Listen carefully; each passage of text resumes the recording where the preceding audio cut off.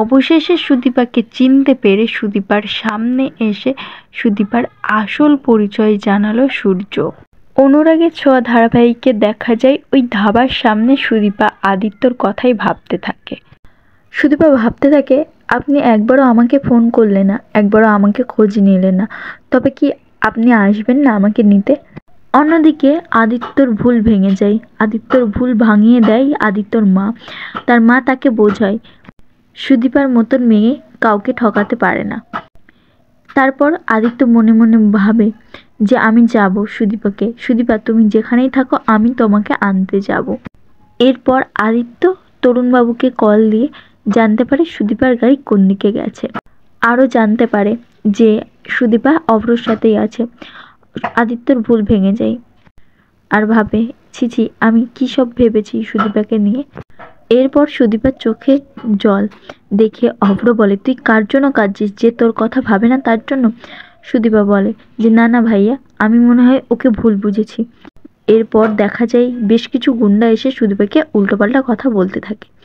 একটা সময় অভ্র প্রচণ্ড রেগে যায়, কিন্তু অভ্র একা থাকায় গুন্ডাগুলোকে মারতে পারে না, উল্টে অভ্রকেই মারে। অন্যদিকে টিনাও কিছু করতে পারে না, কারণ টিনাকেও তারা ডিস্টার্ব করতে থাকে এবং উল্টোপাল্টা কথা বলতে থাকে।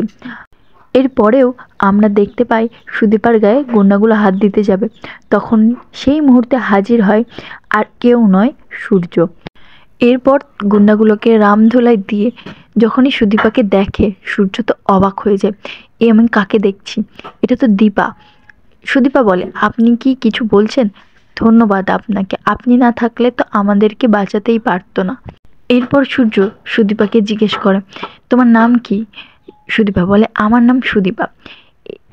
ঠিক তখনই সূর্য বুঝতে পারে এটা আমার আর কেউ না, রূপার মেয়ে, আমার নাতনি। সূর্য তখন বলে, তুমি আমাদের সুদীপা? অভ্র তখন এগিয়ে এসে বলে, আপনি কি বলছেন আপনাদের সুদীপা মানে? এরপর সুদীপা মনে মনে ভাবে, আমিও তো আমার বংশ পরিচয় জানি না, আমিও তো জানি না আমার আসল পরিচয় কি। তখন সুদীপা সূর্যকে জিজ্ঞাসা করে, আপনি কি আমায় চেনেন? সূর্য তখন বলে, হ্যাঁ তুমি আমার নাতনি। সূর্য তখন নিজের ফোন বার করে দীপার ফটো দেখায় এবং সব আসল সত্য ঘটনা জানায়। তো হ্যাঁ বন্ধুরা, তোমরাও এটাই চাও তো? এইভাবেই যেন সুদীপা তার আসল পরিচয় জানতে পারে।